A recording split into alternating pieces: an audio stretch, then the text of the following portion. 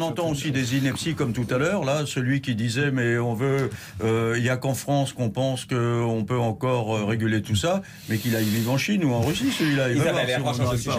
Moi, je pense que, ce que je trouve intéressant dans cette histoire de réseaux sociaux, c'est qu'au fond, on a eu l'impression qu'on avait un nouvel outil démocratique et qu'en fait, c'est tout sauf un outil démocratique. C'est-à-dire qu'on avait l'impression, et c'est un peu le truc des Gilets jaunes avec on ne veut plus de représentants, on veut pouvoir s'exprimer directement, on ne veut même plus des journalistes, puisque nous sommes nous aussi finalement des représentants. Donc on veut s'exprimer directement. Sauf qu'on se rend compte, il y a un très bon dossier du Nouvel Obs d'ailleurs cette semaine, que ça existe encore. Vous êtes désagréable. De l'Obs, pardonnez-moi. Enfin bon, il est toujours Nouvel Obs. Bon, quoi qu'il en soit, si vous voulez, ce qui est très intéressant, c'est qu'on se rend compte que, au fond, c'est le règne des fake news, c'est-à-dire des fausses informations. Et que ces fake news perdurent 6 mois de plus que les informations, entre guillemets, vraies. Que le temps de les démonter, elles restent, elles perdurent. Que tout le monde est sur un même pied d'égalité. Quand vous voyez les représentants des Gilets jaunes, dont j'ai même pas envie de citer le nom pour leur faire de la publicité, qui distillent de fausses informations, qui sont complètement complotistes, et que finalement on met sur un même pied d'égalité